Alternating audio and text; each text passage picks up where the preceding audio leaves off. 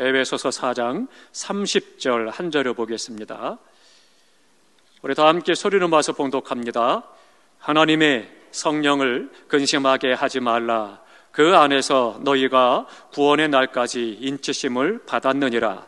너희는 모든 악독과 노함과 분냄과 떠드는 것과 비방하는 것을 모든 악의와 함께 버리고 서로 친절하게 하며 불쌍히 여기며 서로 용서하기를 하나님이 그리스도 안에서 너희를 용서하심과 같이 하라. 아멘. 아멘.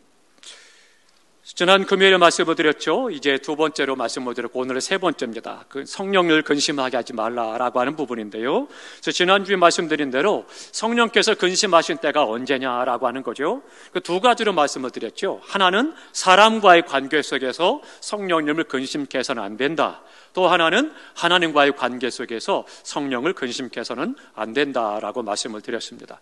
그래서 지난 금요일까지는 뭐 했어요? 사람과의 관계 속에서 성령께서 근심하시는 것이 뭐냐? 우리가 그것을 알면 안 하면 되잖아요. 근데 모르니까 우리가 그걸 행할 때 성령은 근심하게 되는 거죠.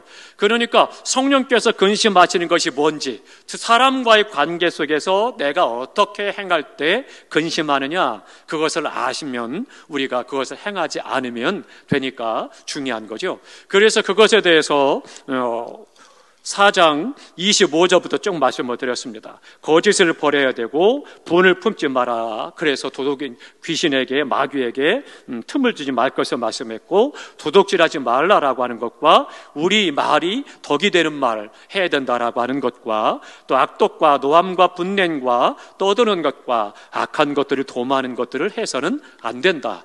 그것까지 말씀을 드렸습니다. 그래서 성령께서 근심하실 때 이 근심이란 말은 깊은 슬픔이라고 그랬죠. 그러니까 깊은 슬픔이 뭐예요? 나의 행위로 말미암아 깊은 슬픔을 성령께서 느끼신다. 그런 거죠. 그러니까 우리가 이제 그런 부분들을 하지 않으면 성령께서 근심하지 않으시겠죠.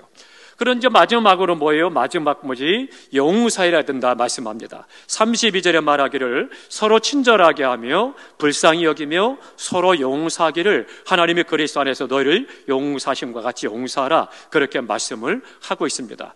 그러니까 주님께서 나를 불쌍히 여기시사 나를 구원하신 것과 마찬가지로 내 맺은 죄를 용서하신 것처럼 나를 향하신 하나님의 사랑과 은혜를 기억하고 우리 또한 내게 범죄한 사람, 내게 실수한 사람, 잘못한 사람을 용서해라. 그것을 말씀합니다. 그러니까 내가 용서하지 않으면 성령께서 근심하신다는 거예요. 그러니까 내가 잘못한 것도 아니지만 그러나 내가 그걸 용서하지 못할 때 성령은 나의 그런 모습을 통해서 마음에 근심하시게 된다라고 하는 거죠. 그러니까 내가 용서하지 않으면 내가 병이 듭니다. 내가 더 고통스러운 거예요. 상대방을 아프게 하는 사람들은 잘 모릅니다. 그거 참 이상한 거죠. 사람의 심리가 묘합니다. 다른 사람에게 내가 도움을 받으면 쉽게 잊어버립니다. 그런데 내가 다른 사람을 도와주면 쉽게 잊어버리지 않습니다. 그러니까 내가 도움받은 거는 물에다가 새기고 어떻게 돼요? 물에다 새기면 다 흘러가 버리잖아요. 쉽게 잊어버리는 거예요. 근데 내가 다른 사람을 도와준 건 어떻게 돼요? 금강석에 새긴다고 그래요. 절대 지워지지 않는 거죠. 그러니까 마음이 어때요? 내가 다른 사람에게 도움받은 것에 대해서는 쉽게 해버리지만 도와준 것을 잊지 않기 때문에 그 사람이 조금 섭섭하게 하면 화가 나는 거예요. 내가 저한테 어떻게 했는데. 그러는 거죠. 그러니까 그것에 대해서 용서하지 못하는 일이 생기게 되는 거고 내 마음이 지옥이 되는 거죠. 그러니까 결국은 그 사람은 죄를 졌으니까 그렇다 치고 그가 하나님 앞에 회개하고 돌이킨다라면 감사한 일이고 깨달아서 나에게 와서 용서를 구한다라면 감사한 일이죠. 그런데 나는 내 스스로가 잘못은 없지만 용서하지 못함으로 말미암아 내 심령이 그 사람을 보면 속이 막 부글부글 끓고 그 사람을 보면 화가 나고 그 이름만 들어도 속이 상하고 좋은 말이 안 나가고 자다가 벌떡 일어난다? 문제가 심각한 거예요. 결국은 그 사람이 와서 잠을 깨우는 것도 아니고 그 사람이 나한테 자극하는 것도 아니고 그냥 그렇게 있어요. 그 사람은. 근데 내가 문제인 거죠. 내 속에서 내가 견디지 못해서 그러는데 결국 무엇 때문이냐? 내가 그를 용서하지 못했기 때문입니다. 결국은 그 내가 용서하지 않으니까 누가 손해예요? 내가 손해인 거예요. 내가 어렵고 힘든 거죠. 우리 가정에서도 그렇죠. 조금 다른 예지만 집안에 효자가 하나가 있습니다. 효자가 하나가 있으면 온 집안 식구들이 힘듭니다. 다 효자면 다 좋은데, 그런데 그렇지 않거든요. 그렇게 되면 남편이 효자가 되면 아내가 힘들어요. 아내가 효비면 남편이 힘들어요. 참 그거 어려운 겁니다. 그런데 우리의 삶 속에서 내가 용서하면 오히려 내가 편안하고 내가 좋아요. 내가 복을 받습니다.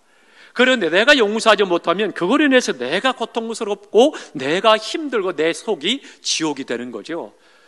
상대방은 아무렇지도 않습니다. 죄송하지만 그는 미안한 마음도 없고 섭섭한 마음도 없고 서운할 것도 없고 하고 싶은 대로 했기 때문에 별 상관 안 해요. 하나님의 특별한 은혜가 있어서 내가 잘못했구나, 내가 그 사람한테 실수했구나 깨달으면 회개하고 찾아와서 미안합니다, 용서를 구할 거예요. 근데 그렇지 못하다면 그냥 그렇게 살아가는 거예요. 그러다 보면 그 죄 지은 것에 대한 벌을 받게 되는 거고, 우리는 우리의 삶 속에서 어때요? 내가 용서하지 못함으로 말미암아 오히려 내가 그런 지옥을 경험하며 산다라면 참으로 안타까운 일이죠. 그럴 때 내가 용서하지 못할 때 성령께서는 근심하신다라고 하는 것을 말씀을 하고 있습니다. 마태복음 18장에 가보면은요, 달란트 빚에 대한 이야기가 나왔죠. 1만 달란트 빚진 사람이 빚을 못 갚았어요. 그러니까 왕이 불러서 그를 용서해 줬습니다. 내가 도저히 내가 보니까 빚을 탕감할 능력이 안 되고 환경도 안 되니 내가 다 탕감해 주마. 그러니 앞으로는 잘 살아라. 놓아줬어요. 얼마나 기쁘겠습니까? 얼마나 좋아요? 그렇게 좋았고 기분이 좋아서만 나왔습니다. 나왔는데 길을 가다 보니까 자기에게 조금 빚진 사람이 있었습니다. 그랬더니 그 사람이 멱살을 잡습니다. 너 뭐야? 언제까지 갚는다고 하더니 지금 벌써 얼마나 시간이 지났어? 너 내 돈 떼먹고 잘 살 줄 알아? 안 돼. 시작을 해가지고 그 빚진 사람 어떻게 했었어요? 관리해 가다가 맡긴 거예요. 그래서는 그가 옥에 갇히게 됐단 말이에요. 이 소식을 왕이 들었습니다. 왕이 화가 났습니다. 그래서 어떻게 됐어요? 다시 불러들이라는 겁니다. 누가 더 큰 용서를 받았고 누가 더 큰 탕감을 받았어요? 그럼에도 불구하고 자기가 받은 은혜, 탕감받은 것에 대해서는 고맙게 여기고 잊어버리고 마는 거예요. 그리고 다른 사람이 자기에게 조금 빚진 것에 대해서는 용서하지 못하고 이해하지 못하고 품어주지 못하고 그거를 난리를 친 거죠. 결국은 그러한 모습 통해서 얼마나 이 인간이 부족한 사람이었는가를 잘 보여주고 있습니다. 성령께서는요, 그러한 모습을 볼 때 근심한다 그렇게 말씀하고 있습니다. 함께 찾아봅니다. 마태복음 18장으로 갑니다. 마태복음 18장 다 읽지는 못하고요, 35절만 보겠습니다. 중요한 말씀입니다. 마태복음 18장 35절 다 같이 있습니다. 너희가 각각 마음으로부터 형제를 용서하지 아니하면 나의 하늘 아버지께서도 너희에게 이와 같이 하시리라. 아멘. 얼마나 두려운 말씀입니까? 이 말씀을 하시면서 용서라는 말씀을 하시면서 그 앞에 이 비율, 달란트 비율을 말씀하신 거예요. 그러니까 용서할 줄 모르는 이 종에 대해서 34절에 말합니다. 주인이 노하여 그 빚을 다 갚도록 그를 옥졸들에게 넘기니라. 탕감한 것을 취소하고 그리고 너 갚을 때까지 옥에서 나오지 못해. 그렇게 해서 가둬버렸다는 거예요. 용서하지 못한다는 것이 그렇게 하나님께서 싫어하는 거예요. 성령께서 근심하신다는 거죠. 우리가 용서 안 하는 것, 그게 아무것도 아닌 것처럼 느껴지지만 아닙니다. 굉장히 하나님께서 이것을 중요하게 생각하시고 심각하게 보신다라고 하는 거죠. 용서하셔야 됩니다. 용서하며 살아가는 것, 하나님께서 기뻐하시고 원하시는 삶이고, 성령을 근심케 하는 것이 뭐냐? 용서하지 못할 때 성령은 근심하신다는 거예요. 그러면 내가 용서하지 못하면 어떻게 돼요? 35절에 말한 건 뭐예요? 하늘 아버지께서도 똑같이 한다는 거예요. 내게 받은 용서가 다 취소된다는 얘기예요. 얼마나 두려운 말씀입니까? 충격적인 거죠. 내가 예수를 믿고 예배 생활하고 헌금도 드리고 봉사도 하고 충성됐어요. 그런데 그거 아무것도 아니라는 얘기예요. 얼마나 무섭습니까? 우리가 주님 앞에 어떻게 서야 되는가 다시 한번 살피게 되는 거죠. 한 귀로 듣고 한 귀로 흘러버리지 마시고 내 삶 속에서 내가 용서해야 될 사람, 내가 지금 용서해야 될 것이 무엇이 있는가 한번 살펴야 되겠습니다. 그동안 용서하지 못한 것이 있다면 오늘 이 밤에 용서하십시오. 마음을 열어서 용서하시기 바랍니다. 이게 해결이 되지 않으면, 내가 용서함으로 내 스스로가 그 노임받지 않으면 나는 계속해서 그것이 내 발목을 잡고 있어서 신앙이 성숙하지 못하게 만들고요, 하나님의 사람으로 살지 못하게 만들고 우리의 삶이 계속 막히는 거예요. 기도가 막히고 하나님과의 관계가 막히고 신앙은 계속 늘 그런 거예요. 그러니까 늘 예수 믿는 것 같은데 하나도 성숙하지 못하고 변화되지 못하고 옛날 그대로 살아가게 되고 세상 사람과 똑같은 삶을 살아가는 거죠. 참으로 중요한 부분입니다. 사랑하는 성도 여러분, 이 밤에 성령이 마음에 감동을 하시면 풀으셔야 됩니다. 푸셔서 용서하셔야 돼요. 마음으로 용서하십시오. 마음으로 용서하고, 그리고 연락을 하거나 만나거나 해서 용서하신다면 더 좋겠습니다. 근데 아직 그렇게까지 안 된다면 내 스스로 내 마음에서 먼저 용서하고 놓아주세요. 그래야 내 마음에 천국이 이루어지기 시작을 하고 성령의 음성이 들리기 시작을 하고 말씀대로 살아낼 수 있는 힘을 얻을 수 있는 거예요. 사랑하는 성도 여러분, 용서하십시오. 그래야 하나님이 원하시는 삶이요, 내가 용서하지 않을 때 성령께서 근심하신다는 거죠. 그러면 우리가 그것을 생각해 보셔야 됩니다. 몇 번 용서하라고요? 주님께서도 말씀하시죠. 70번씩 7번이라도 용서해라. 계속 용서하라는 그런 말씀이에요. 그런데 그 말씀에는 무슨 뜻이 숨겨졌느냐? 이런 게 있어요. 똑같은 죄, 똑같은 한 가지 죄라 할지라도 그것을 계속 용서해야 된다는 거예요. 그러니까 이 죄도 용서하고 저 죄도 용서하고 다 용서하되 하나, 어때요? 날마다 상습적으로 짓는 죄가 있잖아요. 너 3-4번이야. 내 이번은 봐줄 거야. 2번째도 받았어요. 3번째, 이것이 이러면 안 된다는 거예요. 똑같은 죄를 진다 할지라도 그것을 용서하라 말씀하고 있습니다. 그러면 반대로 역으로 나에게 적용해 보십시오. 나는 하나님 앞에 어떻습니까? 동일하게 똑같이 늘 회개하면서도 똑같은 회개를 하면서도 똑같은 죄를 짓는 거 없습니까? 있어요. 순간순간 내가 하나님이 혈기를 안 부릴 거예요. 용서해 주세요. 도와주십시오. 기도했어요. 너는 너무너무 화가 나가지고 확 혈기를 부릴 때가 있잖아요. 그런데 그게 한두 번으로 끝나면 얼마나 좋겠어요. 인생 70, 80, 100년을 살아가면서 그렇게 한두 번 하고 만다라면 대단한 인물이죠. 그런데 어때요? 때로는 하루에도 아침에도 결심했는데 점심에 잃어버릴 때도 있고 확 해버릴 때도 있고 저녁에 그럴 때도 있고 그 다음날 그럴 때도 있고 순간순간 그러잖아요. 그런데 그런 부분들까지도 하나님께서는 불쌍히 여기고 회개하면 우리를 용서하신다는 거죠. 그러니까 우리는 그것에 대해서 때로는 죄책감을 가지고 하나님 정말 죄송해요. 낯을 들지 못하겠습니다. 그렇지만 용서해 주십시오. 기도하는 거죠. 우리 다른 사람을 향해서도 마찬가지입니다. 그 사람이 나한테 한두 번 그런 게 아니거든요. 날마다 그러거든요. 매번 그러거든요. 그래도 용서하라. 그렇게 주님은 말씀하고 있습니다.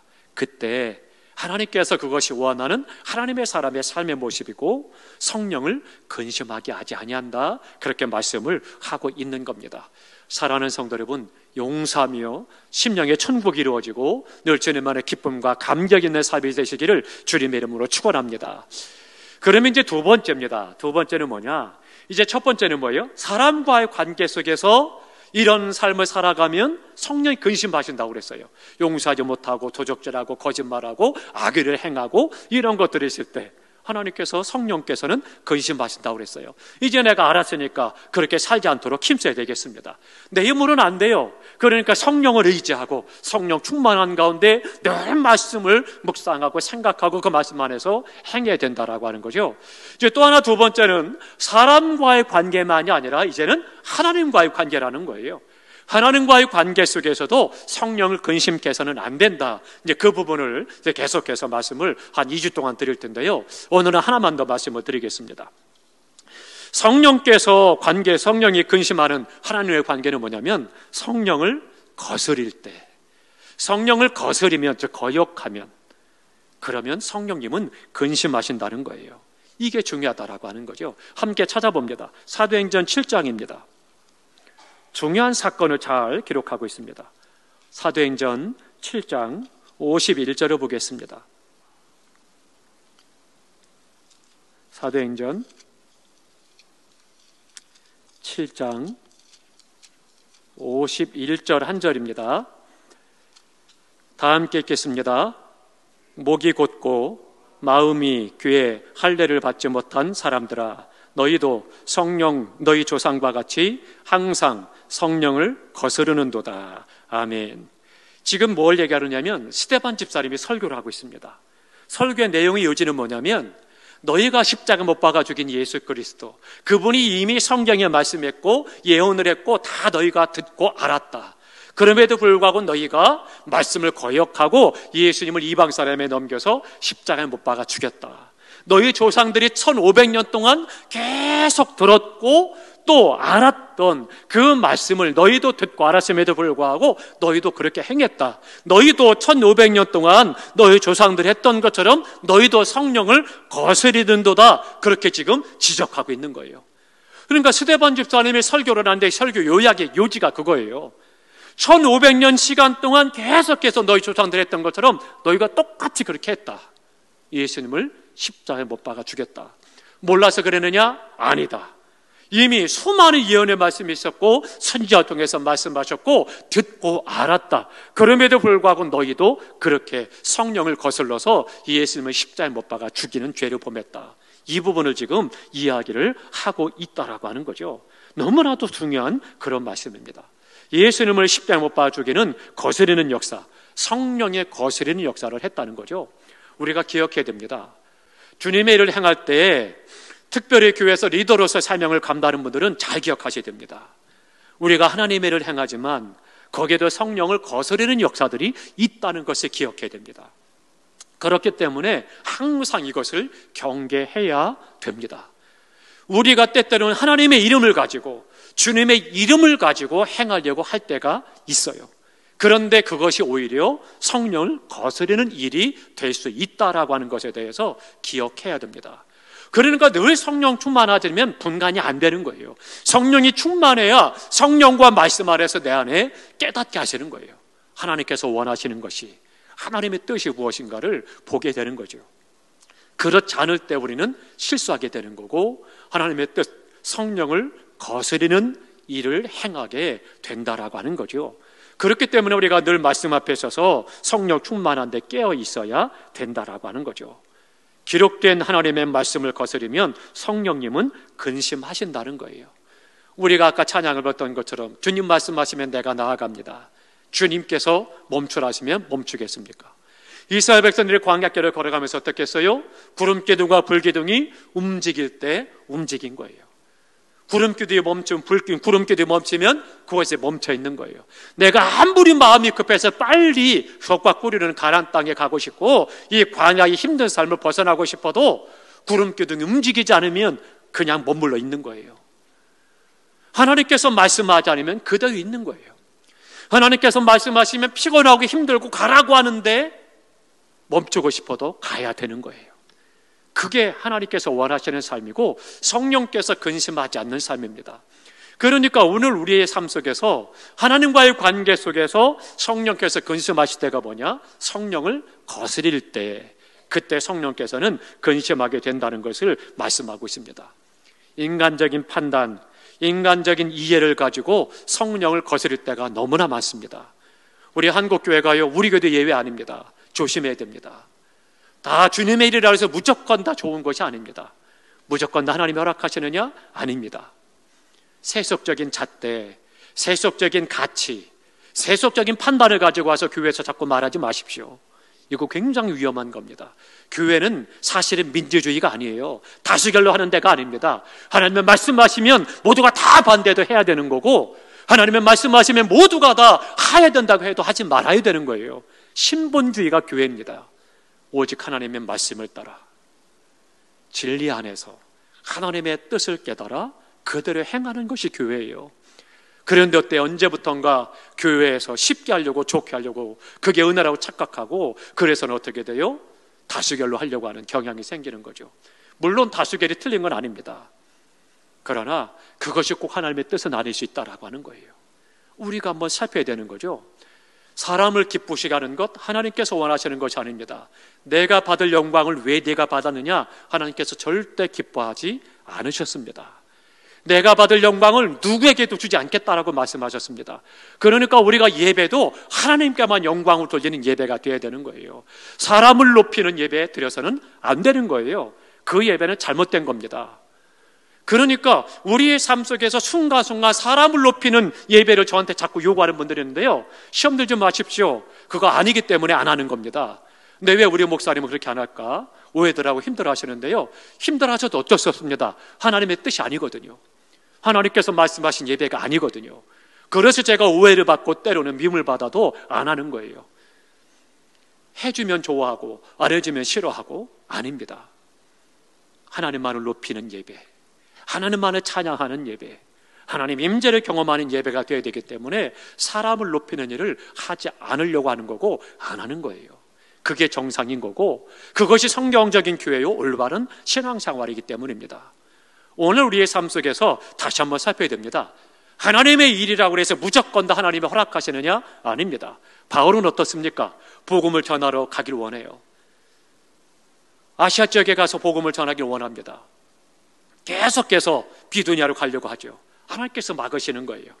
사도 바울이 고민이 됐습니다. 하나님, 나는 복음을 전하려고 하고 이 복음을 전하라고 나를 세우셨는데 왜 막으십니까? 힘든 거죠. 어려운 거죠. 고민이 되는 거예요. 그러니까 마음이 늘 갈등하는 거예요. 내 열심과 내 뜨거운 막 불타는 열정은 빨리 가고 싶고 하나님은 막으시니까 바울이 얼마나 고통스럽겠어요. 그러니까 성령의 법과 육체의 법이 내 안에서 싸운다는 거예요. 그것도 그 안에 들어있는 겁니다. 그러니까 어떻게 돼요? 내가 막 성령 충만하고 은혜 받으면 뜨거워가지고 뭔가 막 나 혼자 막 하려고 앞서 나가죠? 아닙니다. 기다려야 됩니다. 하나님께서 허락하실 때까지. 그리고 혼자 막 신나고 혼자 은혜 받아가지고 막 열심을 내다가 혼자 낙심하고 주저앉고 시험 드는 거죠. 절대 그렇지 않습니다. 신앙사는 그렇게 하는 게 아니에요. 헌신도 그렇게 하는 거 아닙니다.